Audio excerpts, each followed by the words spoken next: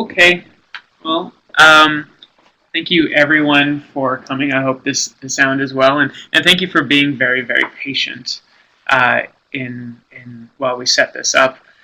Um, so I'm really excited to do this webinar because writing for the senses is something that I think it's something that I only recently discovered that A, I was doing, and B, that I loved. And I think I discovered it as a reader first before I discovered it as a writer. Now, this, of course, is not something, this is not a science. There are um, this is not a science. There's obviously a lot of different ways people will handle this, handle note taking and that sort of stuff to bring the senses into their stories. However, I'm just going to talk about some of the things that worked for me and some of the things that worked for writers that I know. And hopefully, when you walk away, you'll walk away with some new techniques and maybe just some food for thought as well to take forward to your next article. So.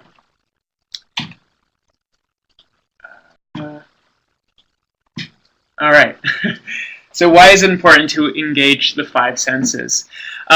Sensory writing quite simply brings your characters to life. If you animate them as you saw them, you know, as they cringed or smiled or the way that they played with an object on the table, and sometimes the stuff's appropriate and sometimes it's not, but it can really bring the reader into the room. And just as you don't want talking heads in your TV segments, you don't really, I think it's best not to have talking heads in your articles either. I like to imagine when I'm writing stories, close-ups of scenes, like say if you were in diner, the clanging of mugs, the servers folding utensils in their spare time, that sort of stuff. And this really prevents the story from being flat. Now, the reason why magazine writers should do this is because magazine readers have different expectations. And when I say different, I do mean higher. Remember that they don't just come for information, but an experience. I like to think of magazines as HBO and newspapers, say, as ABC. I mean, not to be snobby, but it's not a newspaper, and it's not a book either. There's only so much you can do. But readers, I think, do expect more from that literary experience when they pick up a magazine. So when you give them a well-rounded experience, it's not just about teaching them, but pleasing them. So you want to offer the sights, the sounds, the feels, and other senses that they would get out of a personal experience. It's good to give your reader a well-rounded experience, one that almost sort of feels like virtual reality at times, whether you're writing it in first or third person. Make them feel like they're in the room with your subject, staring out of their office window or ruffling through their papers, those sort of flourishes. And finally, engaging the five senses in your writing, it can expose these unseeable truths. I'm going to come back to this quite often. I think in order to understand this or to believe in this, you must believe in metaphors. And I don't have much faith, but I believe in metaphors. And so the trick is often to find the connection between your theme and the ambiance. And as the authority, you have to take advantage of this, but you also have to be honorable. So I say think like a screenwriter. My educational background is in film. I studied writing for TV and film. And so when I write magazine articles, I like to think of the five senses as my mise en scène. In a talk with Dan Rubenstein last year on narrative features, he talked about creating that first scene like it was a scene in a movie, and I took a lot from that.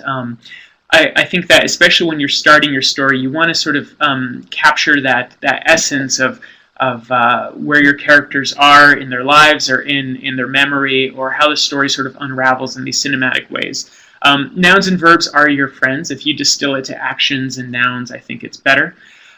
Now, I'm going to put the focus of this talk more on sights and sounds, because I think that they are crucial to creating those memorable and powerful scenes. But also, I'll also touch on some good uses of the other senses. Because yes, the sounds, eyes, smells, any of that is very useful to direct your scene. And so you are the director and you are the authority, and it's up to you to make those connections. So how do you pick up on these things? You have to ask dumb questions. Lots and lots and lots of dumb questions. And it helps if you warn your subject ahead of time. I like to do this. I tell them what I think my story is, because I don't always know until I'm done. And I give them a little bit of a hint about what I'm going to ask, but I tell them ahead of time, I'm going to ask some dumb questions, and I just, I want to know as much as possible. I just want to get all the details. Now, as they are maybe telling their stories or giving you their expertise, brief interruptions are okay to get those details, but you have to tread carefully. There is nothing worse than listening to your recorder and your subject's about to give you a great quote, and then you open your big fat mouth and you lost it. You lost the great quote. So be careful there. Sometimes it helps to transcribe, see those details that are missing, and then just call them up or email them your silly questions and get those afterwards to put back in. I like to imagine that I'm writing a short story and consider the kind of details that I would offer the reader of a short story, because I don't think that creative nonfiction should be much different, especially when you're doing feature writing. So, how dumb is dumb? Well, have you ever asked a blind man what he sees? This is a story that I wrote for Avenue Edmonton, and it is a story about a man who was going down a very rough path in his life, got a rare neurological disease, went blind, and turned his life around. So I'm going to read a few quick excerpts from it, and then I'll tell you where I got those details. So, excerpt 1 was, the neurological disease that had hampered his vision for over a year became so severe he couldn't see the fear on his passengers' faces. It was tough to forfeit his role as family breadwinner, but equally hard was the thought of losing his little cherry red Chevy S10 pickup. With a smile, he laments, I only had like 30K on it. His eyesight was reduced to 8% in his left eye and 0 in his right. People, those he knew and loved, became backlit silhouettes. So here are the dumb questions I asked. When he was telling me about driving down the highway and realizing that his vision was so impaired that he would never drive again, I wanted to know what he was giving up. If there's anything I know about people in the labor industry, is that they love their trucks and they mean a lot to them. So I wanted to know what color it was, what model his truck was, and was it new? And it was very new. And so suddenly the story has a little bit more, it has another layer to it, because he wasn't just giving up the ability to drive, he was giving up his trophy as a young man.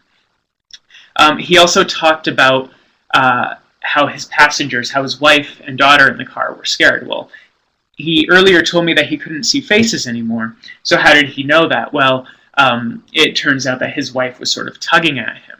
And so I got that from it. And then, of course, I asked him what I think is the dumbest question of them all, but I don't regret it, and that was, what do I look like to you? And he explained to me that I am sort of just a backlit silhouette. And so if that's what I look like, then that's what his wife looks like. That's what his daughter looks like.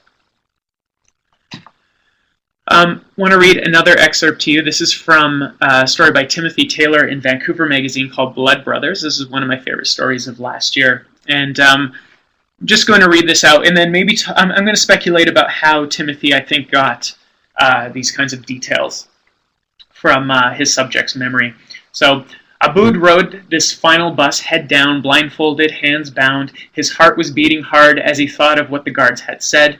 When they were led off the buses and their blindfolds removed, he saw that they weren't in another prison. They were in a large, bright, clean mosque, and there was food, fruit, milk, rice cakes, things Naja Abood, now 38, had not seen in 17 years.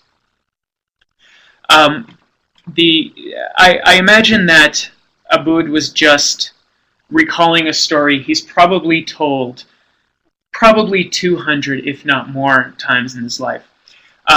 Did he give all the details all at once? I doubt it. I think that Timothy probably had to ask him for these things. He could have easily wrote this sentence in one sentence that said he was blindfolded, put in the trunk, and he thought he was going to end up in another torture cell, but to his surprise, he was in a mosque. But what kind of mosque was it? It was a clean one. What awaited him?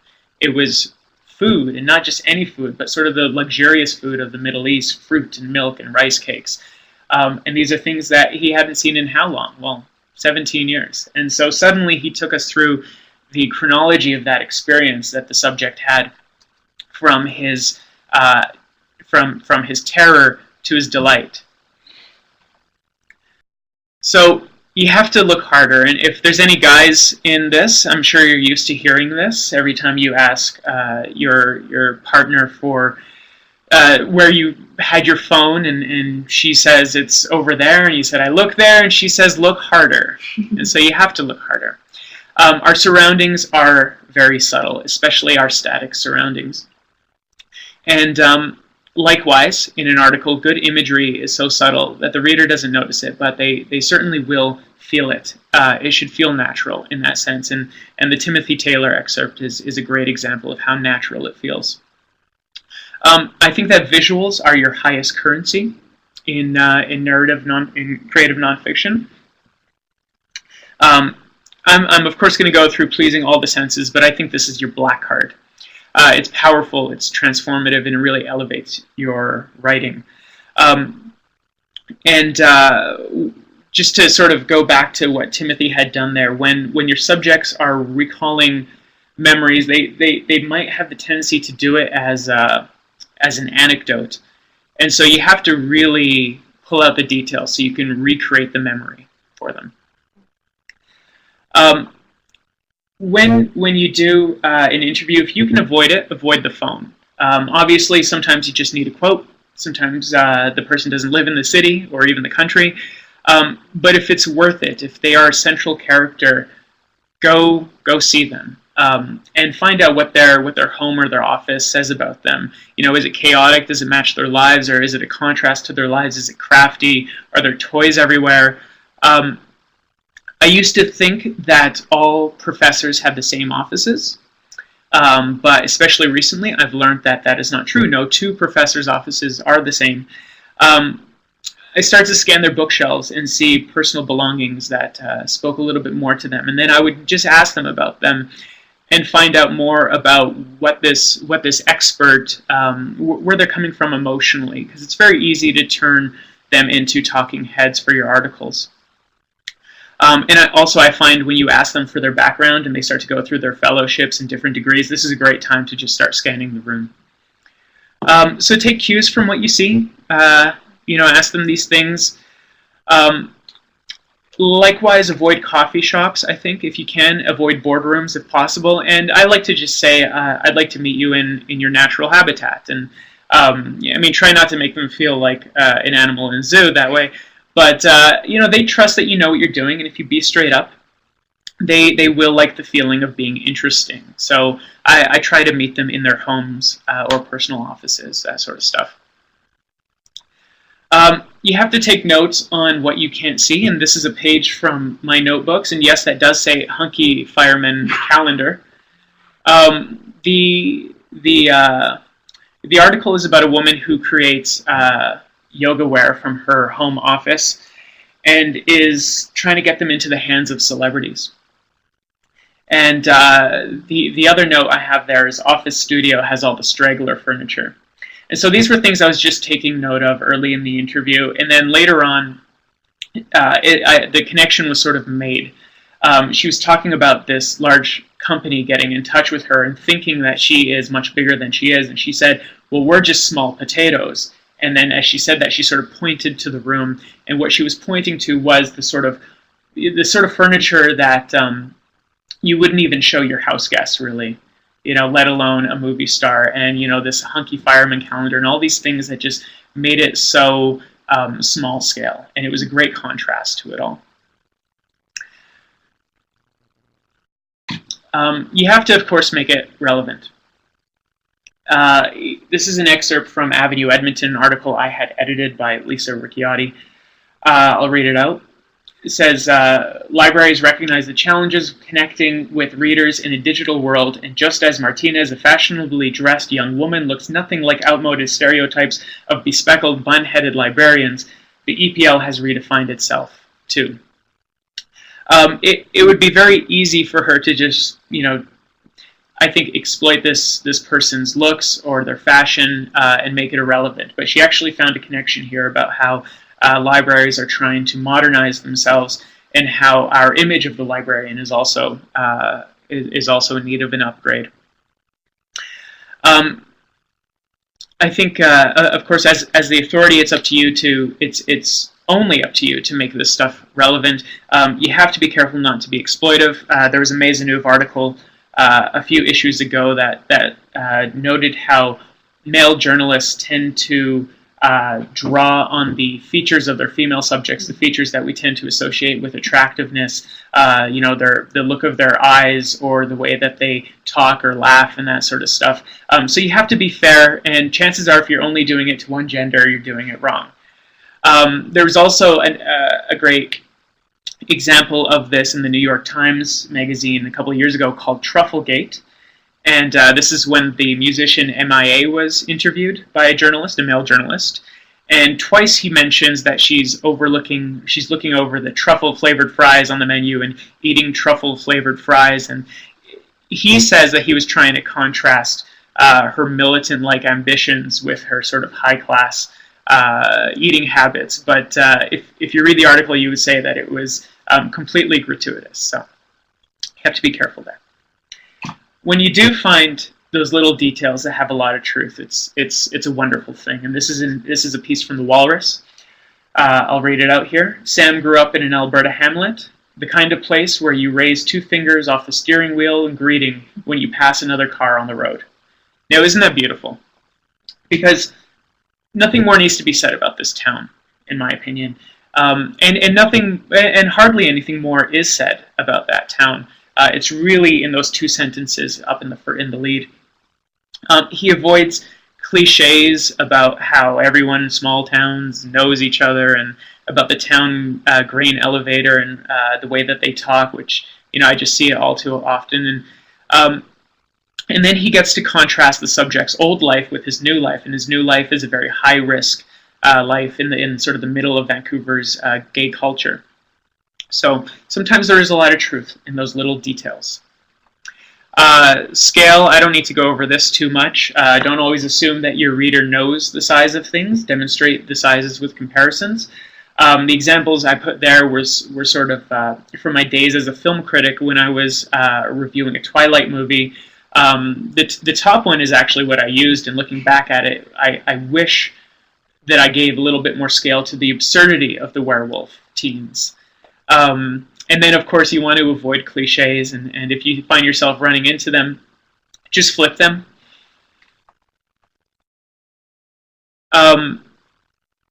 Now, moving over to sound, there are a lot of things that have inherent sounds, and I talked about earlier sort of thinking of them as close-ups, and I think it's important to recognize those when they are there.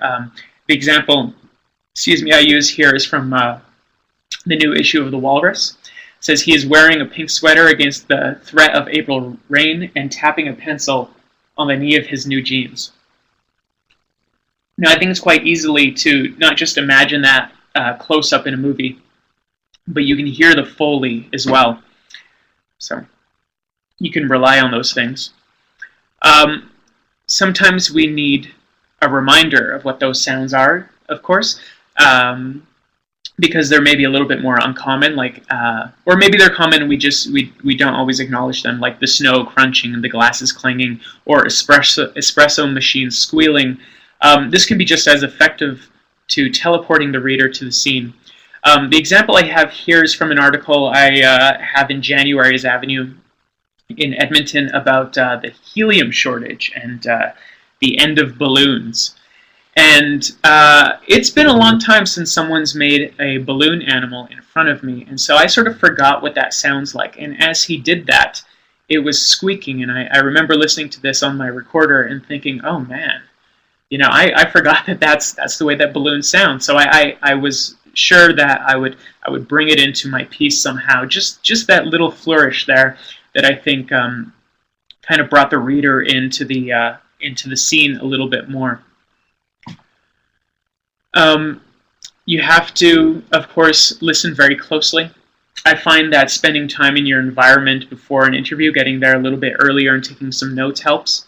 And as I mentioned in the balloon anecdote, you have to listen to your interviews very closely sometimes, because I did not make any notes about the sound of the balloon. It completely went over my head until I was listening to it.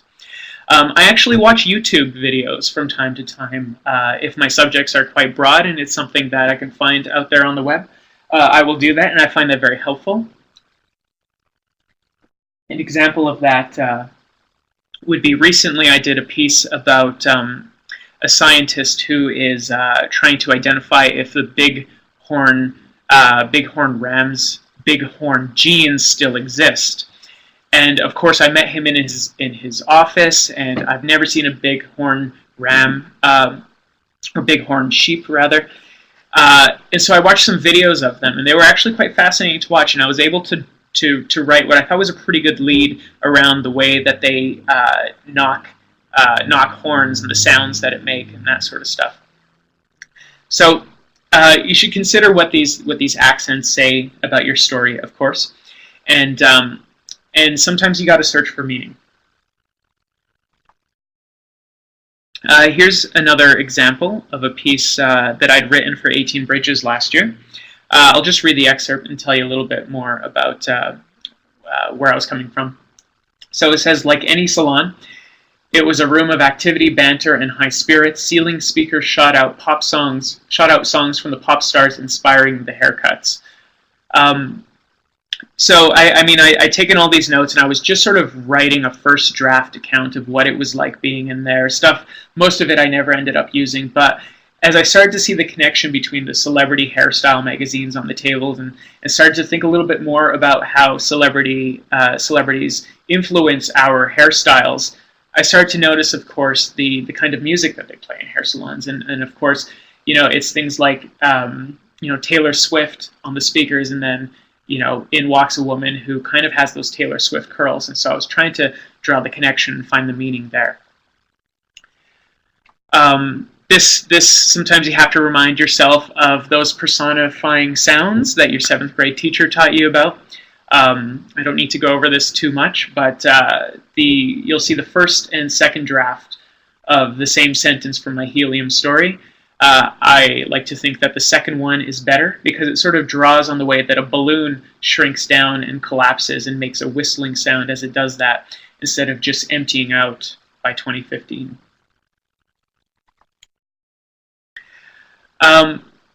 You have to, of course, remember your inner ear. And what I mean by writing for the ear is to just sort of make it sound like a natural conversation, I guess. There's a lot to learn from speech writing, and this is something that I've just learned in the last couple of years as I started to participate in Story Slam, which is this competitive storytelling competition that they have in Edmonton. And so I started to really see what the audience responds well to and what they don't. And the stuff that sounds appealing to the ear is often more engaging. Plain language, there's a reason why editors demand it. It's not just about avoiding jargon. It's about having a natural conversation with your reader. And having some cadence and rhythm help as well. You gotta check your flow, dog. And what I mean by that is I have a not-so-secret life as a rapper as well, and when verses aren't working in the studio, usually it means that I'm trying to pack in too many syllables, and I really think the inner ear picks up on that sort of stuff. So it's good to read your stories out loud before you file it, and see where you stumble, where you trip. Are words repeating in sentences and paragraphs? I have an example here of something I just filed, and you can tell I didn't read it out before I filed it. The sentence is, companies can also buy into parting gifts or send items to celebs directly through companies like Michigan Celebrity Chip. If something is too rhythmic, of course, to the point where it's lyrical, you should probably pull back. Over illiterate and rhyming sentences are just as jarring as well. I try to have a natural conversation with my reader. And sight and sound, I think, are most important. when you're bringing these senses into your story. But there's a lot that you can there's a lot more that you can use to go further. And so now I want to move a little bit more toward the sense of feeling and touch in your stories. I think that this is a great way to identify an uncommon experience, even common experiences, but especially the uncommon ones. I don't know if anyone in the room has ever held an alligator, but an alligator actually has very rough, almost stubble-like skin, or if they've ever walked around Cairo where the sidewalks are uneven, you should probably wear sensible shoes because of it. It's good to put your reader in your shoes or your gloves or car, whatever. I don't have to say much about this. Travel writers and adventure writers do it the best. And that's mostly because it's a deeply personal thing. It's deeply personal. It works best for experiential writing. You could always ask your subjects, of course, if they remember how something felt. You know, was the hair coarse? Was the counter oily? Or use metaphors when there's no texture to describe what's going on. Here's an example from climbing. Almost 4 feet of snow fell in 72 hours. My hands felt like they were made of steel that had been rusting in the rain for a year. I was over the discomfort and anxious to get down, my body saturated with cold. I will never do what that writer did. I will never climb a mountain, but I like to think that I sort of experienced a little bit of it right there. I think he found the perfect metaphors. Often it's a great way to describe the indescribable. When there's no other way to relate, you have to sort of find the right ways to find the right metaphors to describe what your concept is, because sometimes it's just too big for the imagination. Thank you. So again, it's a great way to identify uncommon experiences, but also abstract thoughts. Sorry, I sent Heather, thank you Heather, to grab an article because I can't read it on the PDF here. This is from the New Alberta Views, and this is a story about coal. And it's a story about how much coal Albertans use, and I'm just going to quickly read a little bit of it because I think it's quite ingenious. It says, picture yourself in the baking aisle of the grocery store, picking up a 5-pound bag of flour. Feel the heft of the bag and the slight dusting of the flour on your hands. Got it? Now put another bag of flour into the cart. A couple 2-pound bags of sugar and ½ pound of icing sugar to top it off. That's 14.5 pounds of baking supplies. Now try to imagine 1,000 shopping carts filled with the same groceries spread out into the parking lot.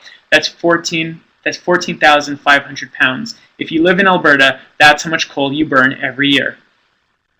I thought that was genius. There was no way to express the amount of coal that Albertans use every year, or every day.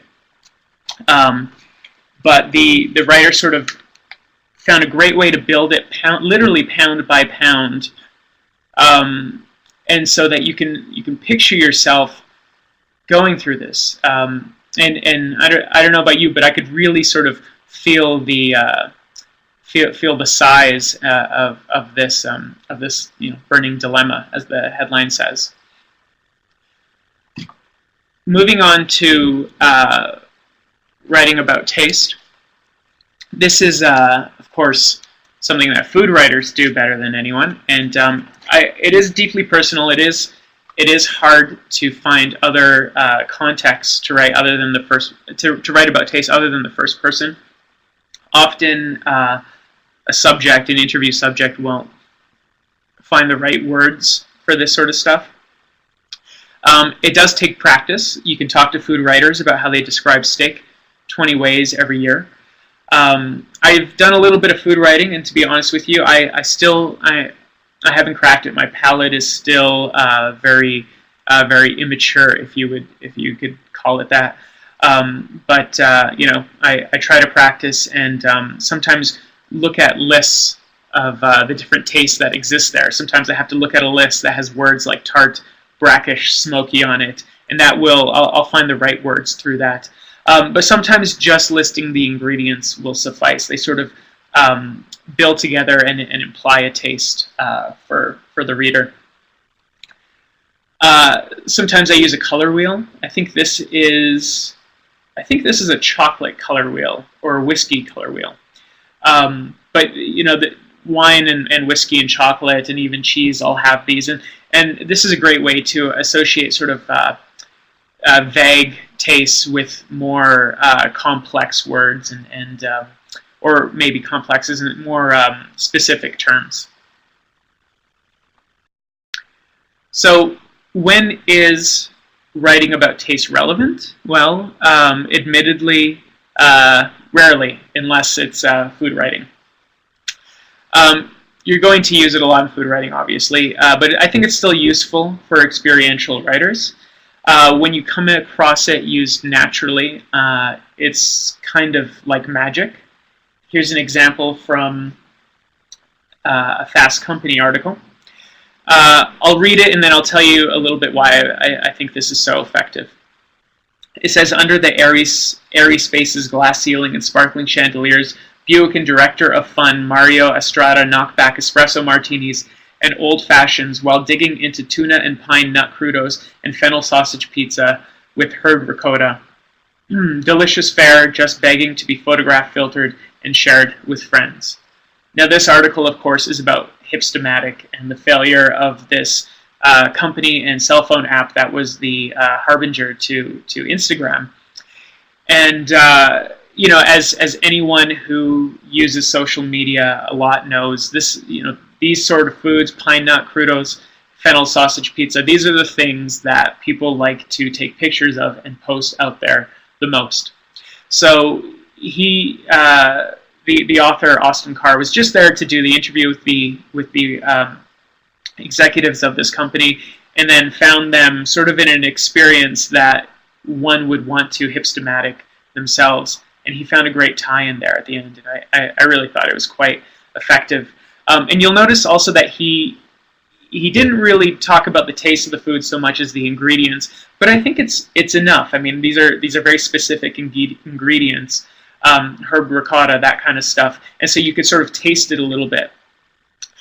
There is one cliche you probably want to avoid, and that is what lips taste like. It's very fan fiction. And the answer, by the way, is always wine. Lips always taste like wine. Writing for the nose. This is a great tool to have in your toolbox because smell can be very nostalgic. If you've ever come across a sweater that smelled like your grandma or a candy that smelled like your first crush, you know that it just takes the smallest sense to take you back to a memory, and often something that's very, very relatable. So it can take us back to a moment in our lives quite quickly. Like noise, there are inherent smells that are worth stating to sort of solidify the environment that you're putting the reader in. The examples I have here are the chlorine of a swimming pool, the musk of antique furniture, the sting of nail polish remover, and Subway. The smell of Subway is so odorific. And you probably don't want to describe your subject as smelling like Subway. Maybe you want to save this for memoir writing. But I think these things are worth pointing out, even though we all sort of know what they smell like. Think of them again as the mise en scène in your scene, and they are as good as the sounds and sights of your environments. We like to think that we know the obvious ones, like swimming pools and bakeries and car shops, but for the same reason that a Foley artist in a film never misses a chair squeak when the chair moves, these things kind of enhance the moment. You don't want to go overboard, obviously, but if there's a moment of truth, you should take it. I have found, oddly, that science writers do this very well. And I think the reason, obviously, is because they are exposed to new things. Quite often, they're always coming across unusual concoctions, and the new labs that they go to have sort of forced them to develop a different sense of smell, or a sharpened sense of smell. And their subjects are always often on the cutting edge. And so this is from the New York Times. I think a great sentence. The exhaust from Mr. Nelson's diesel-powered Mercedes smells like peanuts, or French fries, or whatever alternative fuel happens to be in his tank.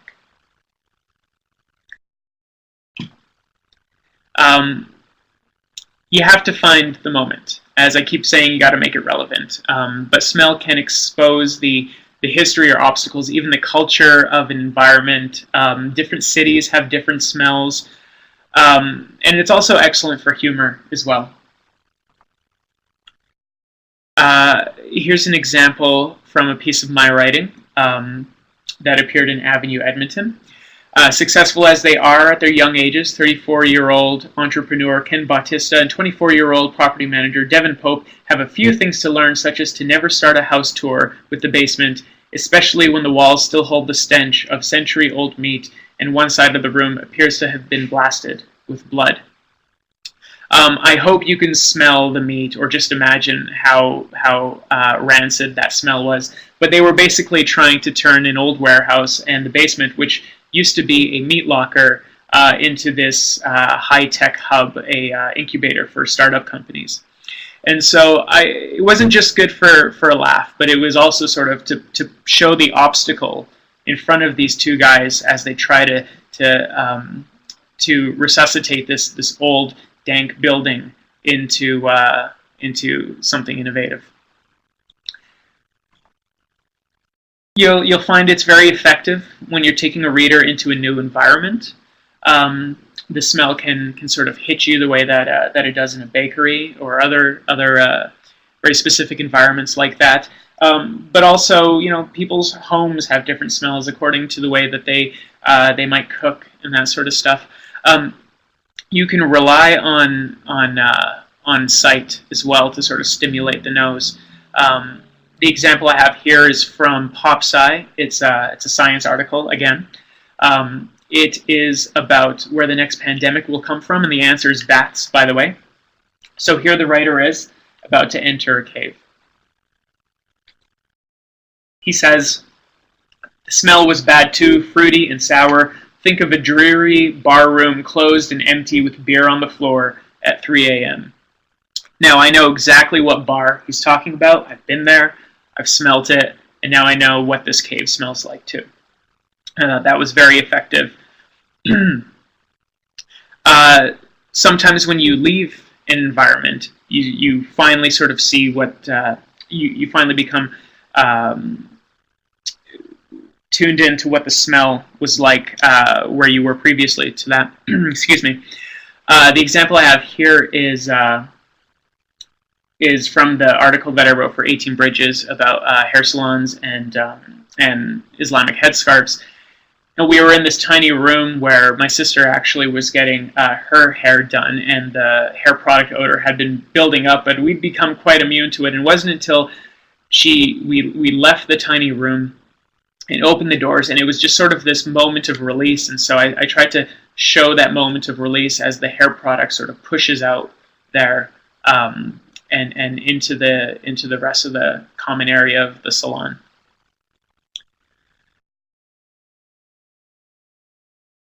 So when it all comes together, it's kind of wizardry. This is from the same article from PopSci about where the next pandemic is going to come from. So we've read the first part. I'll just continue on. The cave seemed to have been carved by a creek, or at least to have channeled its waters, and part of the overhead rock had collapsed, leaving a floor of boulders and coarse rubble, a moonscape coated with guano-like a heavy layer of vanilla icing. So he found a great way to bring in at least 4 of the 5 senses there. Now, the question is, when can you make it up? And the answer is almost never. Again, as the authority, you have to be honest about these things, and you have to be as rigorous with taking these details as you would with the quotes. However, if it's deeply personal, if it's of no consequence but to yourself, you can make honest assumptions as well, especially if it's memoir writing and it's in the past. But you have to be realistic, and you have to be honest to your memories as well. But memory is fallible, even if you're recalling something from last week. So I suggest that if you have an opportunity to return to a site, that you should do that if you have the time for it. Or if you just need to look at something again, maybe it's you're trying to describe what an old Edwardian family home looked like. Well, you can look at Google Images of that, and you can sort of see the architecture and see the woodwork on banisters and that sort of stuff, and that will help you draw the details for your pieces. You don't want to pull these guys, because fact checkers do check facts. To give you an anecdote from that hair salon piece that I had written about for 18 Bridges, the fact checker did ask me how I knew what color the walls were and how she was going to support my descriptions for the signage and that sort of stuff. And I never thought of this. I mean, I didn't take very good notes on it. I was lucky in that I could find pictures from the salon gallery to send her way, and nothing had to get changed. Though I don't think anything would have gotten changed, because I think you have to trust your writers to a certain extent. The guy on the right is, of course, Stephen Glass. He made wholesale lies in his stories. And the guy on the left, in the left photo, but on the right, is John DeGata. You don't want to be this guy either, because he embellished, probably still does, embellishes his stories quite a bit. He's quite open about it, so hats off to him. But you also don't want to be the guy left of him, which is his really uppity fact checker who would not even take his word on certain things like the color of a building and that sort of stuff. So again, you have to trust your writers. They do want what's best for your readers, and hopefully they will be honest in bringing those details to life in the stories. It's best though to just refresh your memory again. So if better than guessing is just to find ways to pick up these things. When you when you discover an unfamiliar sound or sight, record it. If you have to go back to the site, do it. Try not to take too many notes about the conversation that you're having with the subject. Just have the conversation, and instead take notes to what your recorder can't pick up. But if you forgot something, you could always go back to them for it, and you could always go back to the site. And like I said, I watch YouTube videos or look at Google images all the time. So those are some ways that you can get around what you might have forgotten. And as I said earlier, you can always listen to your interview with your eyes closed, and that might help with some sound. When I said to think like a screenwriter, you can scratch that. I think it's probably best to think like a documentary filmmaker instead. Because like I said, we do read magazines, not just for the information, but for experience, but there's always truth behind them. Even when we already know it, when we already think we know a scene, we don't always. And so we have to do those little close-ups. Every room is unique if your senses are sharpened enough, and so you can bring in those little shots, those little sounds, those things that a documentary filmmaker might cut to in order to remind you and give you the feeling of really being in a narrative there. When you imagine the shots and scenes of a documentarian, you're going to get something like this. So let me read. This is from Timothy Taylor's story again. East Esplanade in North Vancouver, opposite the industrial waterfront, an unassuming storefront. Power Max Auto Repair reads the sign above the garage door, which is battered from use. Inside, all the typical sights and sounds of an auto mechanic shop, the flash and buzz of an arc welder, the radio playing in the background, the big red box of Snap-on tools, and, of course, the house project car. In this case, a 1950s Pontiac Strato Chief that sits in the rear corner of the garage, awaiting the attentions of the proprietor as these become available between jobs. It's an ordinary place, in other words, he says. Now, if it's an ordinary place, why did he go through all of that? Why did he go through the sign above the garage door, that it's battered, the sights, the sounds? Why did he describe the buzz of an arc welder? or the radio in the background? Why did he bring that car that they've been working on forever into the scene? Because it enhances your experience. It makes the truth more true, if it makes it truer, if you will. And so I think it's very easy to forget about these things, especially when we have these short word counts that we often have to battle with, and it often means that you have to sort of pick where you're going to flourish the story and where you're not. Sometimes it means that if you have 5 great examples, you need to filter it down to 1 and draw it out so that it really becomes more poignant and more potent for the reader. And so that is all. I'll go to the next slide. It's another cat. It's a French cat. And so we finished a little bit early, so we can probably take more questions than we'd expected. I actually have a question for you, Omar. Sure. So I've been trying this, exactly what you're talking about in my writing, experimenting with it. And my last piece was a profile. Actually, I see my editor for this piece. Hi, Carolyn. In the guest, so she knows what I'm talking about. But I tried this to describe my subject a bit more, his physical appearance. Yeah. And it felt really unnatural to me. So why do you think that is? Well, I don't know why it felt unnatural. I mean, I guess maybe a better question is, how do I get over it? I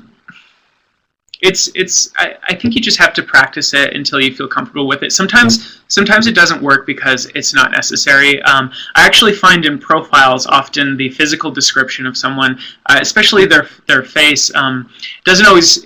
It's kind of unnecessary because there's going to be a photo there that's going to do. If it's a profile and they're going to have a portrait, it's going to do a much better job at it. How can you get over the unnatural feeling? I don't know how to answer that, but I think that you have to do it, and if it works, it works. I'm sorry, I don't have better advice for you, but I don't know if it's just if you're second guessing yourself, or did it feel unnatural for the story? It just felt unnatural for you? I think it felt unnatural for me. Okay. Is it something that you've been trying to do just as of lately? Yeah. That's probably why. Well, that's probably why. Yeah. That's probably why. And it's something that I'm trying to do as of lately, too. Like I said, it's only in the last 2 years that I've even given this stuff attention. Yeah. I have a question from Jessica. It's quite a long question. I'm just going to actually read her a little bit here. So she says, I don't trust myself to distinguish between someone chortling and someone chuckling. Are there YouTube videos for this? How do you label something a lament when a source is telling of his worst moments or loss? Yeah. Videotape the entire thing. So this is quite extensive. Yeah. I guess we'd want to ask that's like, how do you choose the right sound, I guess? Oh man. Well, yeah. I mean, you can do your best to pick what you think was the appropriate sound for that, and then I bet you that when you read it in print, you will think that you'll second guess and think you had a better adjective for it. The example I gave earlier of the helium tanks whistling until they're emptying and then collapsing, I actually kind of wish I went with squealing or something like that, because if you listen to a balloon, it more squeals than whistles down, or screams possibly, but maybe that would be too terrifying for the metaphor. What were some of the other questions in that? Jessica asked if there's a difference between narrative, non-fiction, I think she means, and the new journalism of the 1970s. Is that a question you want to take on, Omar? Yeah, no, I was born after the 1970s, and so I'm not even going to start on that. Yeah, I don't think too much about where my writing or where the piece that I'm reading falls, or the category that it might fall into. But I think we all know what creative nonfiction is, especially when we compare it to something in a newspaper, for example. Creative nonfiction is going to have more of a narrative. It's going to feel more of a story, and ultimately, you're giving an experience. You're going to create a bit more of a emotional experience for the reader. Yeah. Okay. One thing that you touched on when I asked my question earlier earlier, you mentioned sometimes it's not necessary. So when is this kind of writing not necessary? I think if it's gratuitous, I think that if you're if you're asking your editor for more words just so that you can paint a picture of a scene, you might have to suck it up and sort of give it up, or just pick different areas to sort of expand on in the story. It won't be the example I brought up with the MIA interview. I thought it was irrelevant. But as the sort of director of the film, you have to make the connections between whether this is relevant to the theme or what they're saying. Does it contrast? Does it complement? And chances are, if it's not doing any of those things, then you might want to get rid of it. That's a good answer, thanks. Karen asks, would you include some or all of these in a query? And if so, how much is appropriate? In a pitch, hey? Yeah. Probably a little bit. I find it so hard. I find it so hard to get just my story across in a 300-word pitch. But yeah, I mean, this stuff helps, especially what a environment might look like if it's of particular interest. I mean, especially if it's a design story or something like that. But do you mean as in like telling the editor that these are the kind of techniques that you're going to use, or to sort of try to sell your pitch with this kind of let's call it fancy writing? Because I mean, the pitch should sort of reflect the tone of the article and your stylistic ability to execute it anyway. Mm-hmm. So my answer is yes to that in some parts. But is the question then to is it Karen says kind of both, to show skill and to reflect the article. Yeah. Well, you should study a magazine first and see if the writers are doing this first.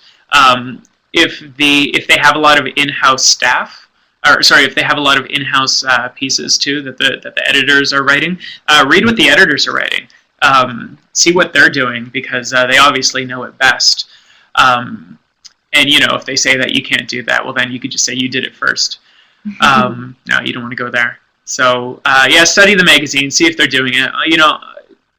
Editors know what's best for their magazine. Some are going to have they're going to tolerate a higher level of this kind of this creative writing than others, and they're totally entitled to that. They're going to know the readers better than you are, and so you just sort of have to trust them on that.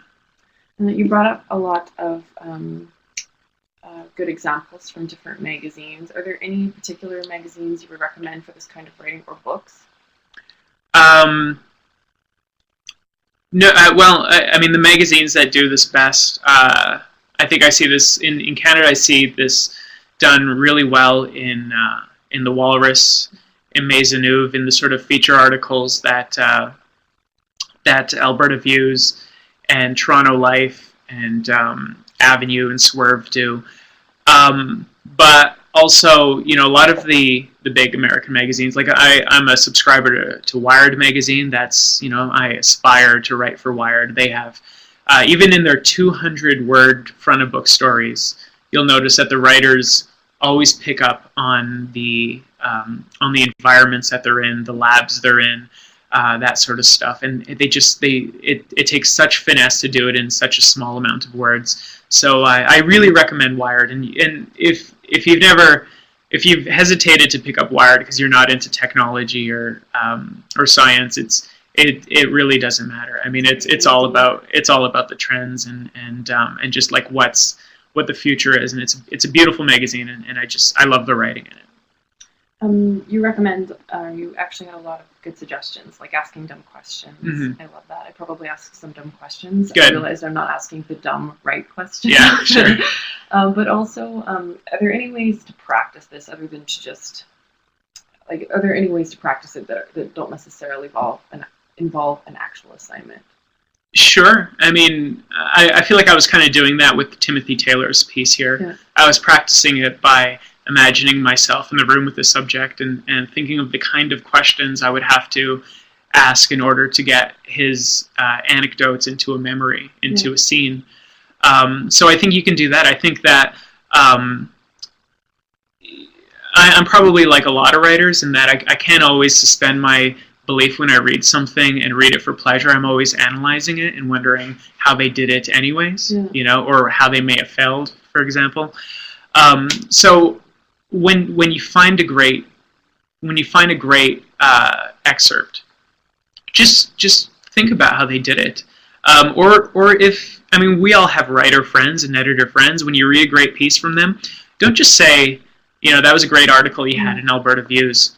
Ask them how they came up with that idea. You know, maybe it took them maybe it took Paul, who wrote the Cole article, 4 drafts to come up with that lead. You know, I'm not sure.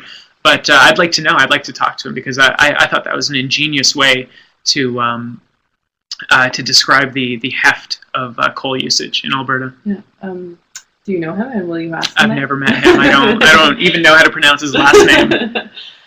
Sometimes I read some Vanity Fair, and I don't know. Do you read Vanity Fair? No. Okay, so they have this one writer. I think her name is Krista Smith. I can talk about her because she's someone I'll never meet. She probably lives in New York. She's very famous. Okay. And she has these intros to all her pieces about, if they're all celebrity profiles. Is it her meeting the celebrity? Yes. Yeah. Okay, so that seems or feels really cliche to me. It feels cliche to me How too. do you avoid just relying on those sort of cliches? Yeah. Well, with the specific example of that, and I see it in a lot of fashion magazines in general, and to the point where I'm wondering if I just don't understand it. You know, maybe it's just because I don't write for fashion magazines, and this is just beyond my comprehension. The writers always seem to be really stuck on how they got the story, or waiting in the hotel lobby for the star, waiting in the restaurant, or walking into their hotel room and stuff like that. I don't get it, because I don't think you should ever start a story chronologically. You should start it at the most interesting part, or, you know, the part that is sort of going to the sort of foundation for the truth that you're about to build on top of it. And if you need to go back, you need to go back. But, you know, it seems cliche to me too. I don't understand it, to be honest with you. But it might just be you and I. Yeah, I like the fact that you said that you should start at the most interesting part than just at the beginning. Mm-hmm. Yeah. This is something I learned from screenwriting, actually. I had a teacher who would he'd make us write a scene and then rewrite it at the latest point in the story that we could write it, and he was always get in and get out as soon as fast as possible. Now, I'm not saying you should do that, but the exercise of making us start as late in the scene as possible, to where the real catalyst or real change had started, was a really great technique for finding, I think, the leads in my stories now as a magazine writer.